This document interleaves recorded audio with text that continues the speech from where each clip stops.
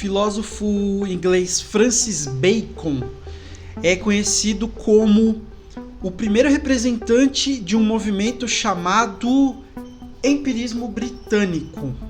Basicamente, os defensores desse movimento de pensamento científico, enfim, consideram que todo conhecimento tem origem nos nossos 5 sentidos. Ou seja, não existe outra fonte de conhecimento além desta. Francis Bacon afirmava que ciência e religião deveriam permanecer separadas. E essa ideia era algo até então inexistente, né? Não tinha separação. A Igreja Católica tinha ampla influência sobre os cientistas desde a Idade Média. E ele aceitava os ensinamentos da Igreja, ele não negava, mas ele dizia que a separação entre esses dois campos deveria existir. Por quê? Porque seria melhor para o progresso da humanidade. Ele acreditava que a ciência ela poderia contribuir muito para melhorar a qualidade de vida das pessoas, ainda mais se ela tivesse uma independência em relação à igreja. Para ele, o cientista era uma figura capaz de furar certas barreiras psicológicas que impediam a humanidade de avançar por meio das transformações científicas. E ele chamava essas barreiras psicológicas de ídolos da mente. Então, ele se referia a 4 tipos de ídolos da mente. Ídolos da tribo, que é a tendência dos seres humanos como espécie que generaliza as experiências. Então, a pessoa acha que a sua experiência pessoal que ela teve é a verdade, como se todo mundo tivesse a mesma experiência, igualmente, da mesma forma. É aquela história dos estudos científicos complexos que dizem que a cloroquina não é eficiente no tratamento da Covid-19 e ainda pode gerar efeitos colaterais perigosos, versus aquela pessoa que aparece dizendo: mas a minha tia tomou e se curou, nem sabe se foi isso mesmo. Enfim. Ídolos da caverna. É o nosso hábito de olhar para os fenômenos da natureza a partir de certas crenças prévias, ao invés de olhar esses fenômenos com uma certa neutralidade. Você já olha para o que está acontecendo com uma resposta pronta. E aí, no máximo, você fica tentando provar que a sua resposta está certa. E o cientista não pode ter essa postura, segundo Francis Bacon. Ídolos do mercado, que é o que? A influência que as crenças coletivas têm sobre as nossas experiências. E aí nós podemos falar das superstições, por exemplo.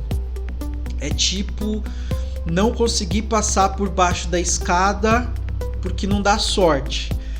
Aí quando você passa sem querer, fica se sentindo mal o resto do dia, achando que alguma coisa vai acontecer, enfim. É uma crença coletiva influenciando a sua experiência de passar por baixo da escada. Ídolos do teatro, que é a influência das descobertas científicas anteriores ou das ideias dos filósofos do passado, como se fossem verdades absolutas, tornando as pessoas fechadas para novas descobertas. Tipo assim, mas a gente já encontrou essa verdade, então vamos mudá-la. É uma posição conservadora. Contra tudo isso, Francis Bacon afirmava que o método científico deve vir em primeiro lugar.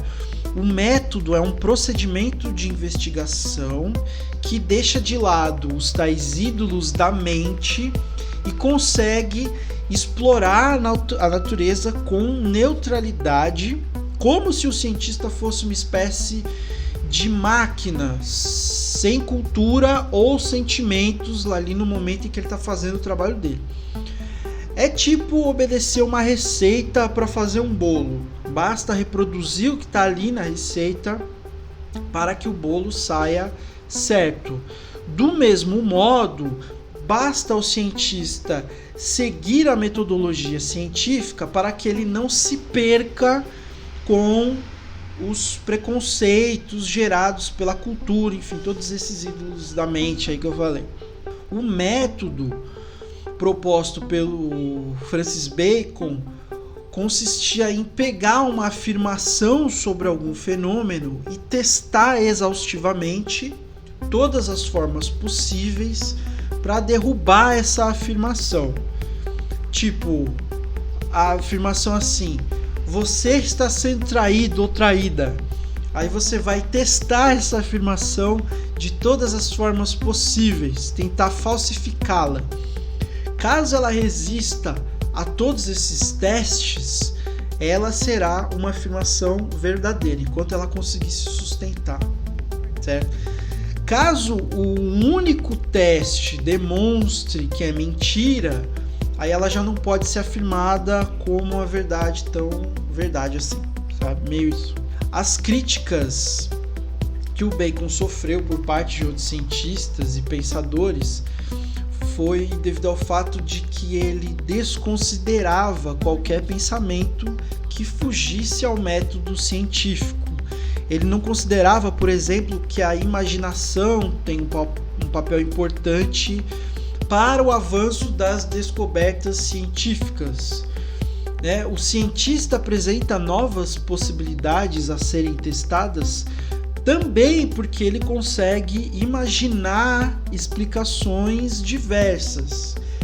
Para o Francis Bacon, se essas explicações não surgissem por meio do procedimento formal, metodológico, elas deveriam então ser logo descartadas. A influência do Francis Bacon para o pensamento e o método científico foi imensa, até hoje. As suas ideias e os procedimentos foram um ponto de partida para muita gente.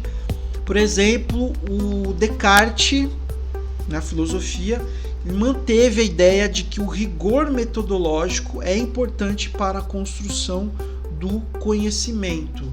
John Locke também foram influenciados pela ideia de que não há conhecimento possível fora da experiência dos nossos 5 sentidos. Mas sobre esses eu falo nos próximos vídeos, beleza?